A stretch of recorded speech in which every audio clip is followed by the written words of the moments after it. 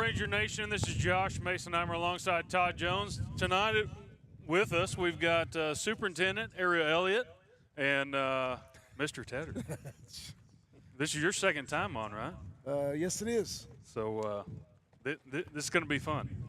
Yeah, you didn't get to do picks last time. It was more sit around and talk about school stuff with Coach Bridges. Right. Yes, sir. So now you're going to get to do a little bit of pregame and some game picks, right? We're going to check it out and see what happens. Well, so this is our second time to do it, so we don't really necessarily have a great formula, but we continue to work on that. But I feel like y'all are going to lose. Well, I don't think we have as many games as y'all did the first week.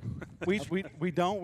We were each 7-3. Our guests were 7-3. So the bar is set at kind of that 70% mark. 70%. 70% mark. We've got our notes, and we called Paul Five-Mom today.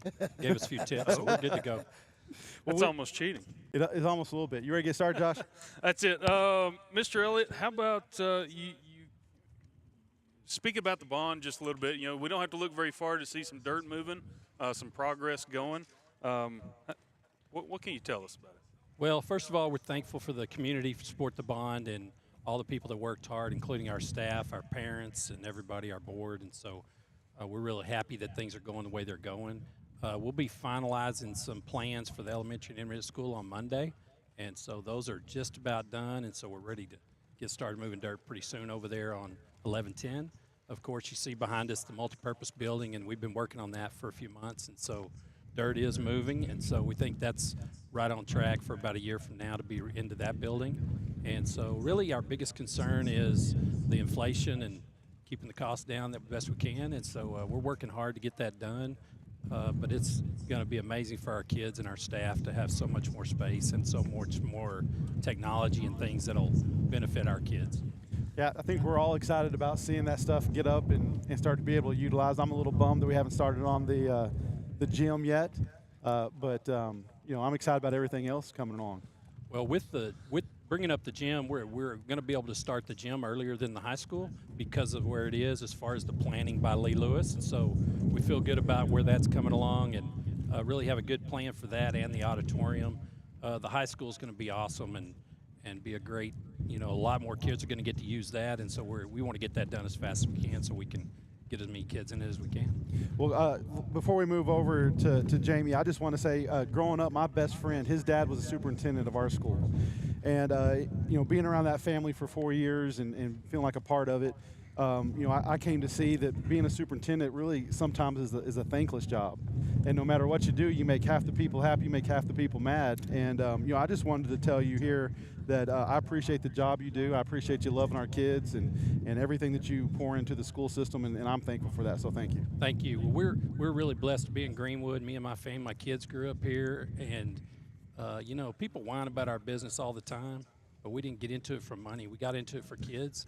And so when we come to work, Coach Tedder and I and everybody else, we come for those kids every single day. And it's important that every employee we have, all 550, are focused on kids and making a difference in their lives. I appreciate that. Thanks, sir. Jamie, what's the change coming around that you're most excited about?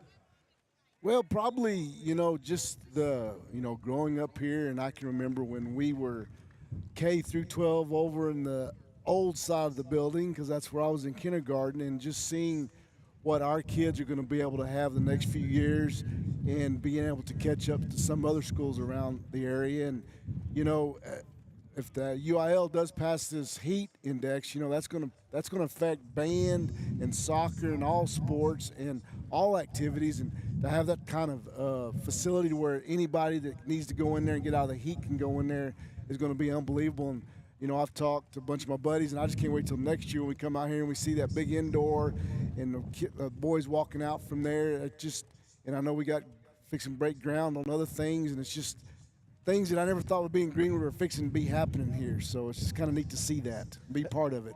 My eighth grader still thinks they're digging a hole for a pool next to the elementary school. So we had one over there one day, and continue. that was a big deal in the summer. Come and go to the swimming pool in the back of the elementary, and then we decided to make classrooms out of it. So, but at one time we did have an indoor pool. Well, gentlemen, thanks again for coming, and we're going to start on the Fort Stockton game recap from last week. Unfortunately, I didn't make that game. We were walking around the mountains looking for deer, but It was a great game. Greenwood went down to Fort Stockton last Friday night and came away with a 61-26 victory, led by the GSN Player of the Game and MRT Area Player of the Week, Nathan Tarango, who wound up with 2 interceptions and a cause of fumble, which he returned himself for a touchdown just at the end of the first half. Yeah, I mean, you want to talk about somebody that came in and had an impact on the game. Nathan came in when a couple of things where it didn't look so great for us and really kind of turned that game around and kind of delivered that very first dagger to Fort Stockton when he got that pick. Goes up in the air with the receiver. They both grab it. When the dust clears, Nathan's the one holding on the ball, and he takes away like a 45-yard completion there and really kind of turned it around. And we went down and scored 3 touchdowns after that, and he was the one who capped it off. I mean, I don't know that I've ever seen a play like that where there's 7 seconds you kick off, all of a sudden the ball's in the air and he's running the other way with it, a touchdown. And I mean, I think that's the play that kind of just sealed the game for us. Well, we scored about 21 points in about 70 seconds. Yeah, so it was that well, was crazy. And that was our conversation, after I got back to civilization. It's like, with that score, that's probably a boring game. And Todd was quick to remind me that was, or correct me, not remind me, that was a very quick hitting game, especially just before halftime. Yeah, Josh, when there was 2 groups that were out there, not besides the defense. The offense that was led by Nathaniel Romero. The junior running back rolled up 166 yards on the ground, 2 touchdowns, and averaged almost 12 yards per carry. I mean, when they needed somebody to make something happen, Romero was the man who stepped up and did it. And, that doesn't include the 43-yard reception that he had that got the ball down to the 3-yard line. It was like as soon as you got Romero on that logo, something great was going to happen for Greenwood and something really bad was going to happen for Stockton. So, Nathaniel really just stepped up and had himself a heck of a game. Lincoln Madrid was explosive also in both the run and passing games. He amassed 215 yards through the air with 4 touchdowns, and then he ran for another touchdown. So, and that was a 55-yarder to start the ball game off. So, that was a heck of a game. It was fun to call. I'm sorry you missed it. I was glad I didn't. Well, Todd, with the win we've got tonight, we may have to lean on Romero again one more time. Maybe keep that out of the air. But, Todd, I guess this is a pretty good segue getting into this week's pick'ems. As Mr. Tedder already illustrated, we've got less games to pick tonight, and we're going to use technology just a little bit. But, with our tie, we're going to break it. We're going to have to talk about it Monday at Rooster's Backyard. Yeah, so we'll see who's going to be talking the loudest on Monday. Yeah, well, we'll see. So, game 1, if you guys are ready, got your notes handy? Here we go. Let's do it. Game 1, we're going to talk about Dallas Cowboys versus the Atlanta Falcons. If I'm not mistaken, Dallas is going to the ATL, right? They are. It's in Atlanta. Here's the problem. You guys may run me out of this. Dallas hadn't had a team since Aikman, right? Oh, I agree. We've had multiple quarterbacks. You can count on one hand how many playoff games Dallas has won. There's no way my money goes on Dallas, so ATL all the way. Josh, I agree. Dallas has the same GM, the same owner. They make the same bonehead mistakes that they've made since Jimmy Johnson left. And, man, they don't look like they can stop anybody. And, Dak got a payday and hasn't been the same since. So I'm going to go with the Atlanta Falcons also. All about the money. Well, I'm going to go with God's team, the Dallas Cowboys. And so I'm with God's team. I think Kirk Cousins will help us throw us the ball a few times. He may throw more touchdowns for us than Dak, but I'm going with the Dallas Cowboys. He's going to have to throw more touchdowns. I'm for it. Dak for y'all to win. I'm praying already. Is it the color scheme you're drawn to? Is that the problem? Well, I can't go with red. You know that. Being a lifelong Cowboy fan, I mean, Roger Staubach, gotta Randy be tough. White, those are Gotta my be boy. tough. Randy White's my hero. If we could go back in those days, that would be my time to shine. But, Dallas is struggling, and, Kirk Cousins is 2-9 against the Cowboys. But I don't think they can. He's I don't changing. think Atlanta's going to win. I'm going with Atlanta. Atlanta. You didn't see that I coming, gotta did go. you? Did I not see already that knew. coming. All right, guys, second game on the docket, the Tampa Bay Buccaneers versus the Kansas City Chiefs. You guys all know I'm a Mahomes fan. I'm a Mahomie, and they've rolled undefeated so far this year. I don't think Baker Mayfield has got what it takes to get them past this game. Kansas City beat up, tore up, is better than the Buccaneers at their best, and I'm going with Kansas City. Well, I think the Kansas City Chiefs are a great example of teams that continue to try to get better. They trade, they do different things. I think they have the best 3 coordinators in the league, and I'm going with the Swifties. Swifties, my gosh. Oh, I don't think there's any doubt. I think Kansas City, there's supposed to be some bad weather coming to Kansas City, and I don't think them Florida boys can handle the weather if it blows in. So I'm going to go with Kansas City. Gentlemen, no surprise here. I'm gonna go with the 3 of y'all. Kansas City for the win there. All right. Game 3, we've got the Ohio State Buckeyes versus Penn State. We're going to start off with Mr. Elliott on this one. I think there's a lot of pressure on both teams right now. I think Ohio State has not played to their capabilities. They need to run the ball. I know that Chip Kelly probably has a lot of stress right now. I anticipate them running the ball and beating Penn State. You know, I didn't think that's where he was going with that. Coach Franklin is 1-9 against Ohio State. You know, we're going to Penn State. It's an 11 o'clock game. I just think Penn State's hired a new offensive coordinator. They're 13th in the nation for offense. Still going to have to go with Ohio State, though. Wow. There you go. Wow, okay. Both taking the underdogs. Outaway. I feel like Tedder may be living in the past, right, with the 1-9 and Those are brand new cards he's reading. And I know, but man, it's the history's important. However, you know, you guys earn your Buckeyes today, but I'm going to go with the lead for Penn State. Well, Josh, that might be the game that seals the winner because I'm going to go with my 2 colleagues. Ohio State lost a really close game to Oregon. I think they're going to come out and they're going to want to make a statement, and I think that statement is going to be all over Penn State, and so I'm going to pick the Buckeyes also. Okay. Next game up on the docket, this might be, I don't know where we're going to go with this, but we're going to look at the Texas Tech versus the Iowa State Cyclones game. I bet it's 1-3. If I'm betting, I bet it's 1-3 on the picks on this. Well, you're starting, so go ahead. Yeah, you're going to go first. You know, everybody knows Tech's been struggling this year. They got to go to Ames. You know, Ames is undefeated. Ames trying to get in the college playoffs. I just think there's too much unknown on Tech.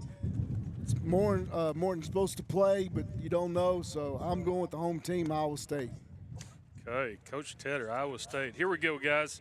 You know, Texas Tech has had their issues, right? They've got a couple wins under their belt this year.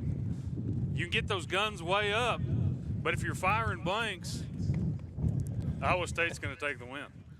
Well, Josh, I'm glad that you went with Ohio State. It's going to make my decision a whole lot easier after that last pick. Tech's been struggling. I love Joey McGuire. I love what he's doing. I really love Will Hammond. I think he's the guy of the future. He's a gunslinger.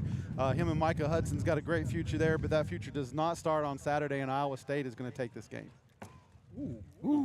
That's shock. I was really trying to get you amped up there. Well, this is for bragging rights, right? Whoever's Roosters, we got some bragging rights here, and I love Tech, and I'm going to root for them like heck, but Iowa State's going to win that game.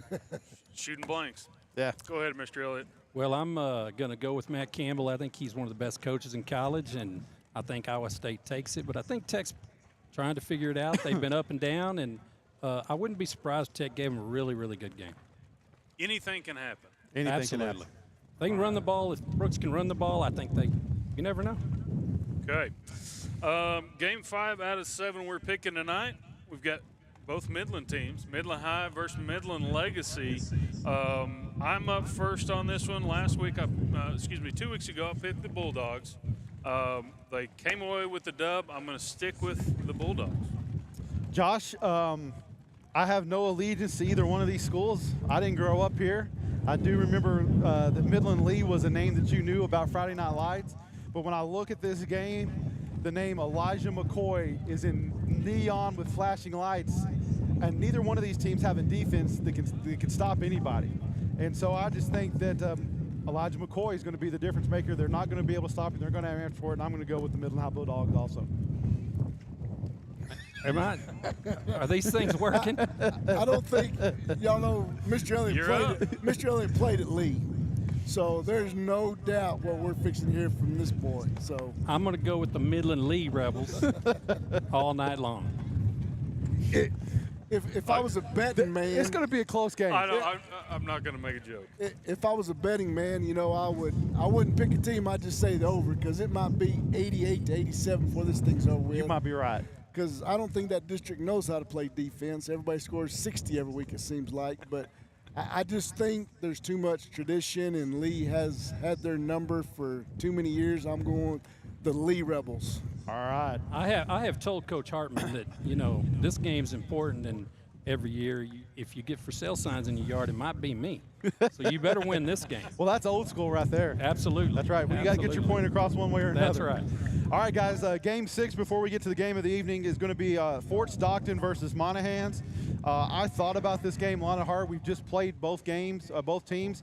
Both of them are missing their starting quarterbacks, and so it's kind of which one do I think is going to come out on the end. Fort Stockton seemed to have some trouble on defense, containing some explosive plays last week, and so as much as it breaks my heart, we're playing for bragging rights here, so I'm going to go with the Monahans Lobos. My mouth is dirty. There's no way in heck I'm saying that. So He's wearing a green undershirt, I think. yeah, he might be. Uh-huh. I think Fort Stockton, if they're ever going to beat them, this is their year. And I think they got a lot riding on it. I think their coach has done a great job of helping that team improve each year. And so I'm going with Fort Stockton. All right. If Monahans was playing our 5th grade Rangers or Outlaw team, I wouldn't pick Monahans. So it does not matter who they play. I'm going Fort Stockton. That-a-way. Neither one of you guys have to stand up and try to brag on Monday night. So 5th grade, huh? Okay. I made a mistake 2 weeks ago. I purposely did not pick Fort Stockton to beat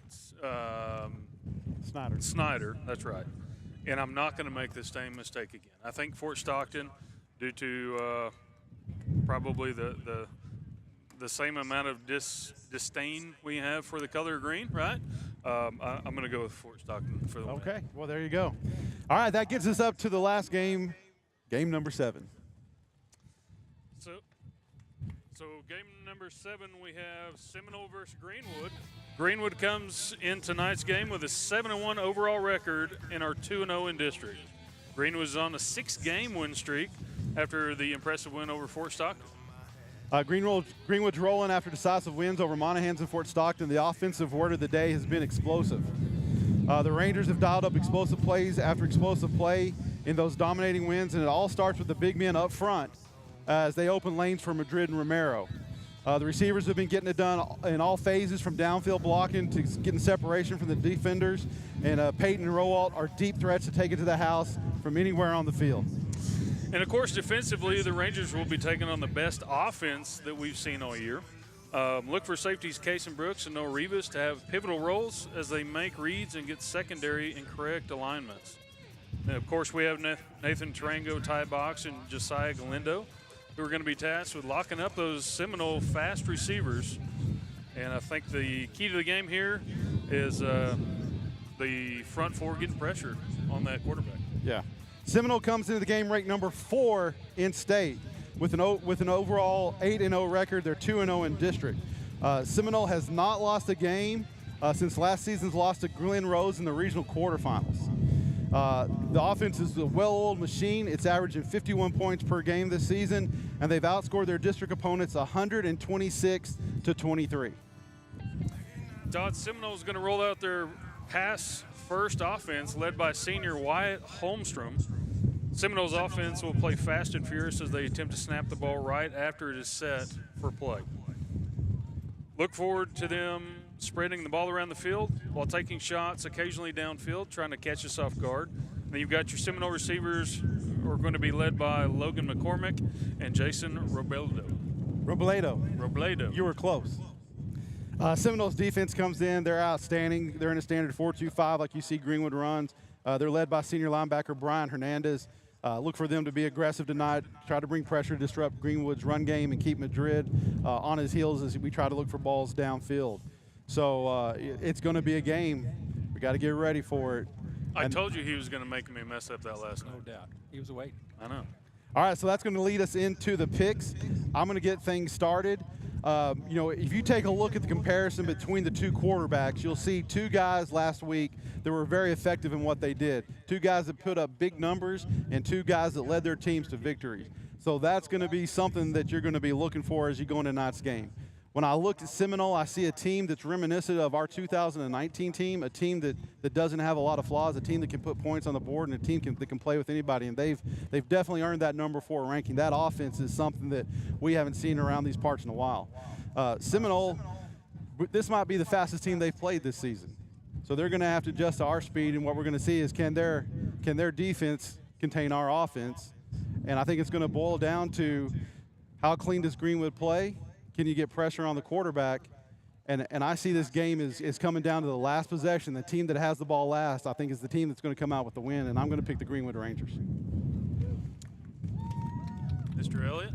Well, before I start that, let me thank you guys for doing all this. I know it takes a lot of effort, a lot of time you put in. The Monday night show, this show, Coach Thomas, his kids, the Brooks, Roosters. I think it's a really neat deal that we do for our community, and I think it's great for our kids. I can remember when I was in high school, they did a similar deal to this. They had a player on, and that was pretty cool. It was really neat. So I appreciate you guys all taking care of this, taking the time and effort to do this. It's been unbelievable, besides the games that y'all do.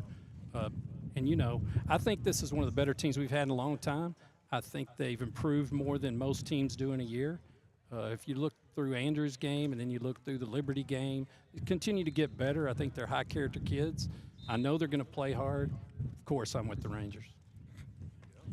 Looking back, we've had some teams come in here that have been ranked before, and what do rankings really mean? Some people get in a hotel room or whatever, and they decide who the best teams are. And you can look at Alabama. They won. They were supposed to kill Vanderbilt, and then you got Notre Dame. Northern Italy beats Notre Dame. So rankings really doesn't mean a hill of beans. In 1988, Kermit was the number 3 team. They came to Greenwood, and Greenwood beat them. 2008, I believe Monahan's like number 7. Came into Greenwood, Greenwood beat them. I think in 2002, the year that Greenwood went to the state championship, Sweetwater came in here, and they were number 5 and 6. Greenwood had never beat Sweetwater. Greenwood beat them right there. So them rankings don't mean nothing. It's about that heart and how hard them kids work. And about the same percentage of me not taking Monahan's is what I'm going to say on the other side of taking Greenwood. Greenwood in J.M. King Memorial tonight. There you go. A couple coaches with steel traps for mine still, right? Yeah. I look at the fights that we've had this year, the progress that we've had this year. Being at Rooster's backyard, being able to talk to Coach Hill every week, and understanding that there's always something more, right? This is our something more. I agree with you on the ranking. I would rather fight uphill. Everybody loves the underdog, right? The underdog story is so pure and true, and I think it comes true tonight with a Greenwood win. Well, guys, we appreciate y'all coming in, spending some time with us, taking time out of your Friday night to be down here in the win and stuff. Shout out to May Savage. May competed in the state cross-country meet this week. She came in 39th, ran a personal best. So congratulations to May and for representing Greenwood community with as much heart as she put into that race. Guys, that's going to be a wrap for our game day show here live at J.M. King Memorial Stadium. Sit back, take a breath, and strap in, because it's going to be a ride tonight.